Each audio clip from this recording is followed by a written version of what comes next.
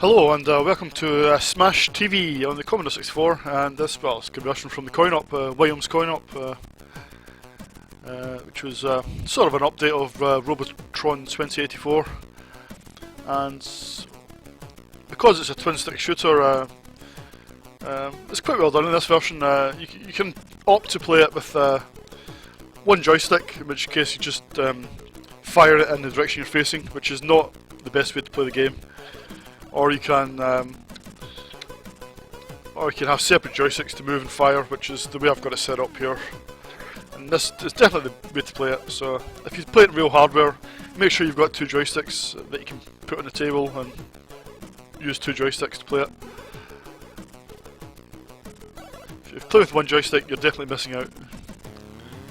But at least the option's there, so you know, give the programmer credit for incorporating a choice. And speaking of the programmer, this is a programmer Nick Jones. I think this was his last game on the 64, unfortunately. And he was the guy that programmed all the Cybernoid games, Stormlord games, and Supremacy, and Time Machine. Great programmer. So let's see how he went about tackling Smash TV.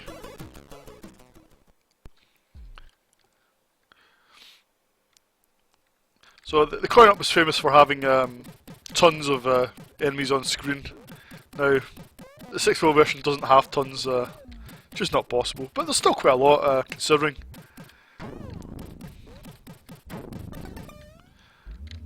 Let's say it's a twin-stick shooter, so the aim of the game, if you've not played it, is to simply clear all the screen of all the swarms of enemy that are coming at you.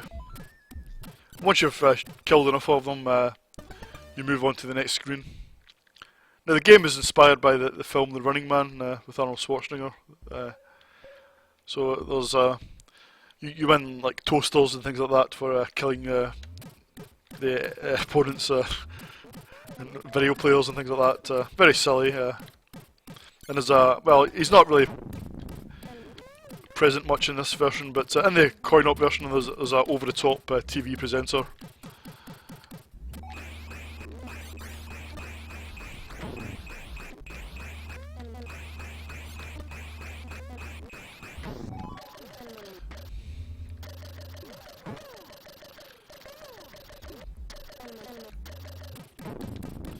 And there's completely over-the-top bosses in the coin-op version, and they're not quite as over-the-top in the 64 version, but they're still okay. The only boss missing is the snake boss, the twin-headed snake, or twin snake boss that's in the coin-op version. He's not in the 64 version. I don't know whether technically it was too hard or whether it just ran out of memory, because there is an initial load with the title music, but once the game is loaded in, there's no more loading, so it's a single load really from that point on. So it's quite an achievement really. I think there's 3 levels,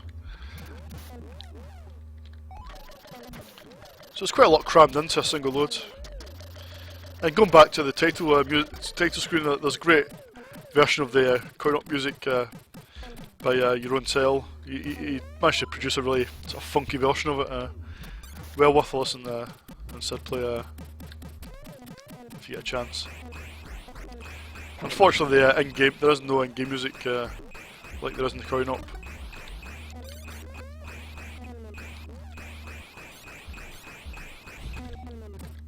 You see, there's lots of power-ups you can pick up. I mean, realistically, this is as good as it could have been on the 64. If you've played the coin-op version recently, it's a lot more frantic. The 64 version is a bit more sedate, but still a pretty good version of it. I think there's no way you could get a better version.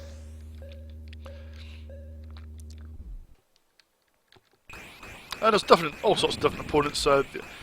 These people blow up Mr. Shrapnel.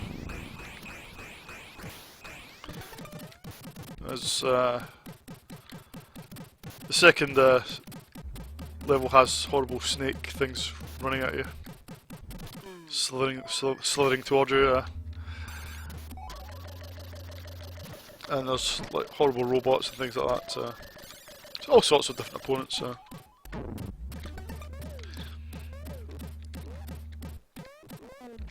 Now the two-player mode's gone sadly. The Coin-Op was in a quite good two-player mode. It's obviously not possible in a 64 version.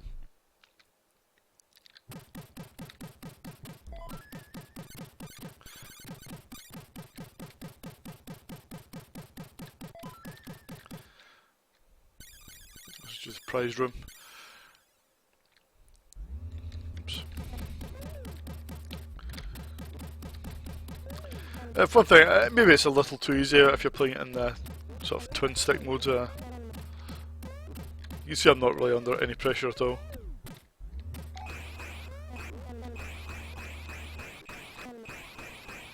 But again, it is only the first level.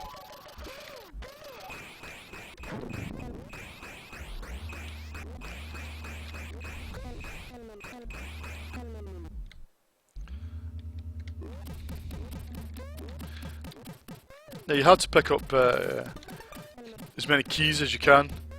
Sometimes the little key icons appear. If you've got enough, you can enter the pleasure rooms at the end of the game. If not, the game will just end anyway. The pleasure rooms are just bonus rooms really, with lots of prizes and money in them.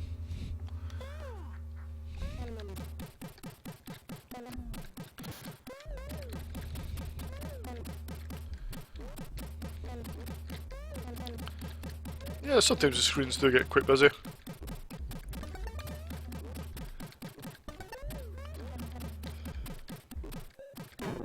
Oops, I should have gone to a mine there.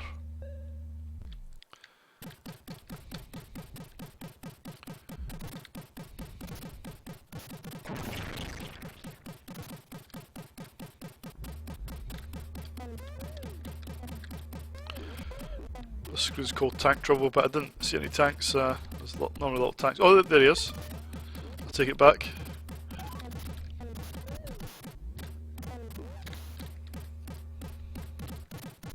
Yeah, I think the graphics are pretty smart actually. Without being immediately impressive, but if you take the time to look at them, I think there's quite a lot of nice detail on them.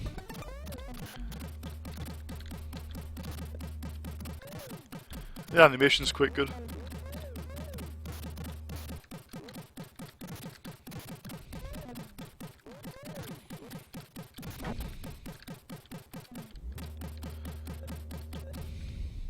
So here we are with the first boss, which is the Mutoid Man. Yeah, he's quite, I mean, he's not as impressive as in the Coin-Op obviously, but he's still pretty decent version of him. Just got to blow off his limbs. I mean, he's way over the top in the Coin-Op version, but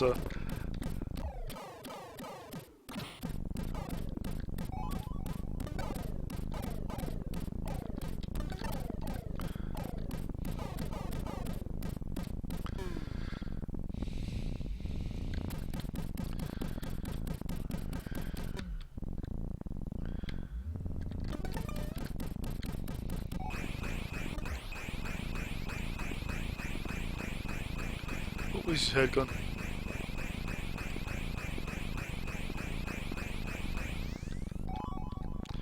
Oh, he's a gunner.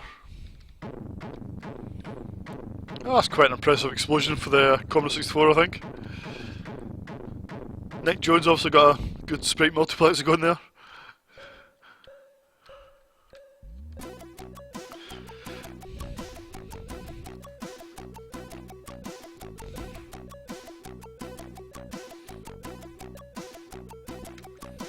This is where you get your bonus video players and toasters and all that sort of ridiculous, those ridiculous prizes.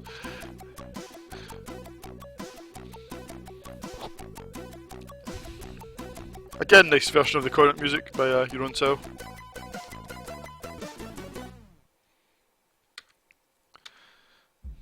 So on to the second level, but I'm not going to show you any more really.